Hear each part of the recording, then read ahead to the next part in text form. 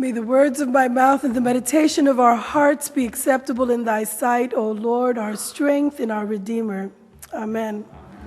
Please be seated. Good morning. It's nice to be here with you. It was a beautiful drive, even if I miscalculated the time and was rushing like a maniac, hoping that no deers would jump in front of me as all the warning deer signs were coming by. I'm glad to be with you today and to talk a little bit about my ministry in the Diocese of New York. I am the canon for Congregational Vitality. And when asked what my elevator speech is for what it is I do, I say with a little bit of glee that I am called to churches to shake things up. And it's good because, right, I get to come in and say things that are a little bit hard to hear, and then I leave. So, as you can imagine, I really like my job. And it's funny because this morning I had all these thoughts prepared about what I would say.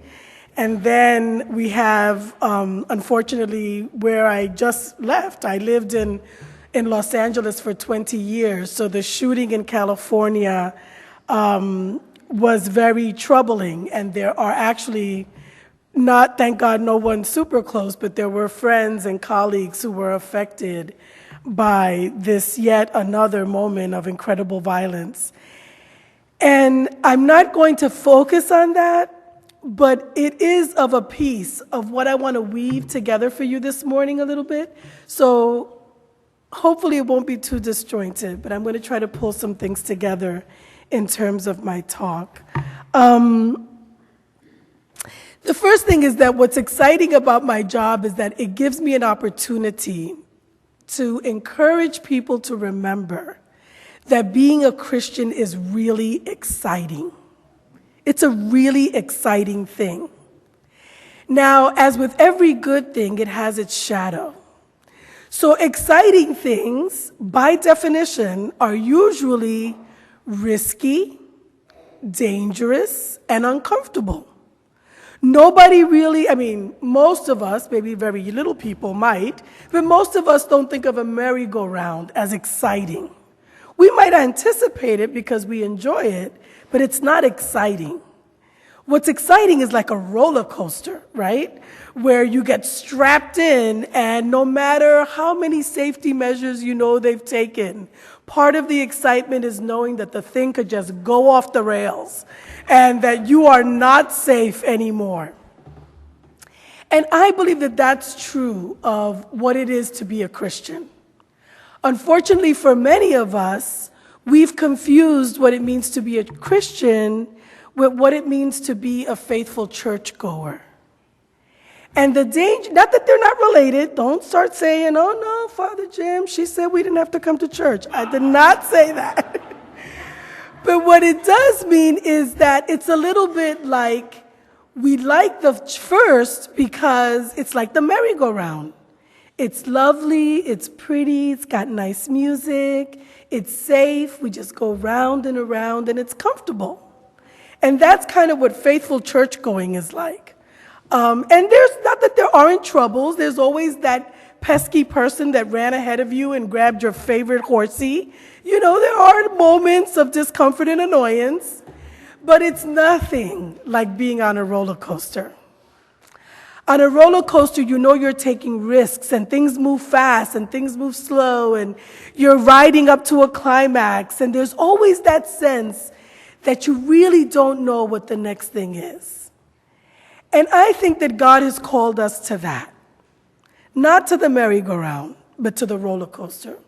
And I'm sure there are people in this room that do not like roller coasters the way I do. And so it is an invitation to a dangerous place, to a risky place, to a place of discomfort. And the reason is because God is always doing a new thing. In Advent, we spend our time, our readings, our music, all anticipating. And what we're anticipating is nothing less than the absolute transformation of the world as we know it. And there's nothing safe about that. Absolutely nothing. It means that at every moment, God could be doing an unexpected thing, catching us unawares, calling us into places that feel a little crazy, like the wilderness. Places where we're not sure about our survival, and because of that, we must rely on God. Because we can't do it by ourselves. It's not manageable. It's not easy. And that anticipation and that call into a new thing, I do believe it starts from within. And as anybody who's ever tried to change anything in their own life, anybody who's tried to pick up a new good habit, anybody who's tried to lay down a bad one, anybody who's tried to do some change, you know for real that that is not an easy thing. And yet that's what Christ came to do, to completely change you. Not all your quirks and personalities. Apparently, God gave you those because those were good. And God wanted them in the mix, wanted to mix things up for the rest of us. Even if some of us wonder, why would God make that person quite that way? So not those pieces, right? Not those pieces, but to transform us from creatures of habit and comfort into people who are willing to embrace new things, people who are willing to engage the other, engage what is alien to us. And that is a tall order because we are tribal creatures. We are animals who are hardwired for safety and survival. And that means that our routines and our practices and our tribe, the people who are like us and the people who are not like us, are important survival techniques. And what happens in the gospel is that God invites us out into the wilderness, sometimes alone, hopefully usually with at least a wilderness buddy, to take the risk to engage the other, to go into a relationship with the people that are not of our tribe, with the people that are different from us, with the people that don't quite fit in. Because there's something about that engagement that calls forth our own full understanding of who we really are. And you've had that experience. I mean, any of us who's like gone to school, period, especially any of us who've gone to college and have gone away to college where you're in a different community, suddenly you realize what it means to be you. In my case, I was just living my life normal, and then I went to college and realized, wow, I'm really Puerto Rican. Like, I didn't know, not that anybody didn't suspect, right? Like, but I didn't know what that meant because I was surrounded. I lived in a community of predominantly people of color, so it was African Americans, Afro-Caribbean people, and Puerto Rican people. And we all got each other and whatever. And it was when I went to NYU, which it's not like I went to, the wilds of Iowa or something, right? I went to NYU and suddenly all these things that people did, things that people did for holidays, things that people did with their family, things that people did, the ways that people interpreted the news and the way things happened, suddenly it was like, whoa, I'm really Puerto Rican. And then whenever I would bump into a Puerto Rican, which my wife will attest continues to be to this day, it could be as simple as you have a Puerto Rican flag hanging on your rearview mirror, especially in Los Angeles, where there are not as many Puerto Ricans as there are in New York. Y'all are blessed. And so I would wave at the people dramatically, And of course, the strange thing that always surprised my wife was that the people would wave back, and they were so excited, right? Then it became so comforting to recognize my own, because I suddenly knew what that meant, having been in an alien place in an alien land. So engaging the other doesn't change who we are. If anything, it makes it more poignant and more sharp, like the ways in which we contribute with our difference into the kaleidoscope that is God's creation. Now, one of the thoughts I had was that so my work is a lot of work about encouraging people to engage the other, however the other is defined.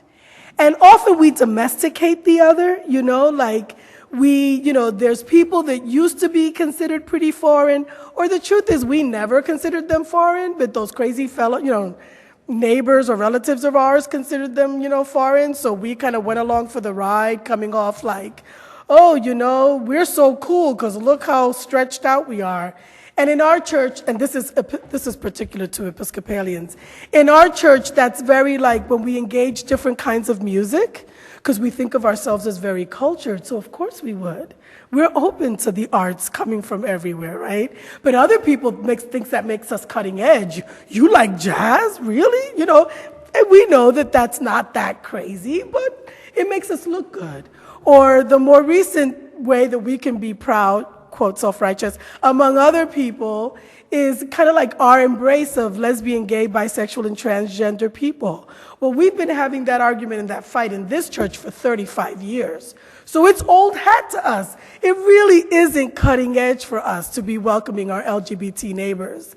But compared to other churches, we come off like we're on another planet. And, how can those people still be Christians? What is wrong with them? Says my Southern Baptist brother, who is a pastor. You can imagine Thanksgiving dinners. Thanksgiving dinners are lots of fun. But I think that call to engage the other is an ongoing call. And we can never sit back on our laurels because there's always an other to be encountered. And Jesus is the ultimate other, right? Like part of why this is so important for us theologically is because we say that what we seek is to be closer to the divine. That what we want is to be closer to the source of all life of the universe. And to have that contact, that exposure to that light, to heal all the dark and broken places within us, and to change us fundamentally from the inside out. And that embrace of the other, the Bible tells us, does not happen in the abstract. We are told that you cannot possibly love God whom you've never seen if you don't know your neighbor. You don't love your neighbor who you do see. And we are constantly being reminded, you can't just say, oh, I love you, I pray for you, and send away a hungry person. If we have not fed them, we have not loved them. If we have not put feet and sneakers on our prayers, then they're just comforting, meditative words that we say for ourselves. They are not the invitation that prayer always is into the heart of God, where we will be transformed by the encounter. And so a lot of my work is encouraging congregations to find the other and be in relationship with them. Because we know that being in relationship with God in powerful and new ways transforms us. And then the Bible reminds us that that happens in face-to-face encounters with the other, where we don't invite them in to be like us, but we engage them to learn from them, not only what it means to be us, but also where God might be calling us next. And so churches that have whatever the dominant culture of a church is, because unfortunately, even in 2015, Martin Luther King Jr.'s assessment that the 11 o'clock hour in America was the most segregated hour in the country continues to be true. And so Afro-Caribbean churches, African-American churches, European-American churches, Asian churches, all look like themselves, usually, given our context, in a community where there's all kinds of others standing right outside the circle of our light. And my challenge to us is, what are you doing to engage that community? The range of what you could do is long, and I push people at all levels. There is no excuse. You could be, 97 and be able to engage the other in a powerful way. Because the point is that we get comfortable in our cultural cocoon, and that's all we have to break. So whether it's like some groups I know that make a commitment that they will monthly read the writings of people of color. I know groups that have made that commitment that they will read together the book of African American writers or of Latino American writers, or they mix it up and they read those books and they discuss them so that they can learn culturally about what it means to be other, right? People of color have been doing that forever. It's called public school education. We read all about European American history day after day after day. So it's y'all that have to, well, y'all that are European American, that need to move, right, to that other space of learning about philosophies and theologies and just all the cultural pieces that you have no idea that literature can provide the window. It could be a commitment to form an anti-racism group. And people might say, well, in the lovely town of Warwick, we don't suffer from that. And I would say, is the lovely town of Warwick on the moon? How can that be? I guess it's the village of Warwick. Are you on the moon? No, of course, you're in America. And by being a part of the United States, the legacy and the history of this nation is one in which racism not only helped to build the nation that we enjoy, but that it continues to be present in different forms. So how can we educate ourselves about that? How can we have conversations where we study how this has impacted the ways that our life has been made safe by keeping certain issues at arm's length? It could be as radical as the bishop's call for congregations that are able to take in a refugee family. What would that look like, and how would that change your life? I remember in the 80s when there was a sanctuary movement and churches across the nation took in folks from El Salvador and Honduras who were suffering from war, and the ways that those congregations were transformed so that now, 30, 40 years later, they are no longer the same thing. They're no longer a comfortable enclave of people like themselves. They're always taking risks. And the reason is because in the engagement, they were transformed from within. Their lives were blown up in a way that really expressed the abundant life that God called them to. And they would never go back because it had been such a blessing. They could never go back to the way they were.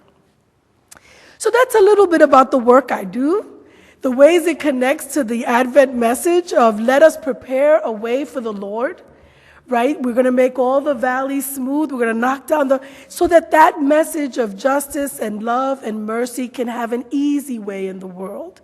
In order for that to happen, the hard work of filling valleys, which given that we can barely fill potholes, tells you how hard that work is, or of bringing down mountains, right?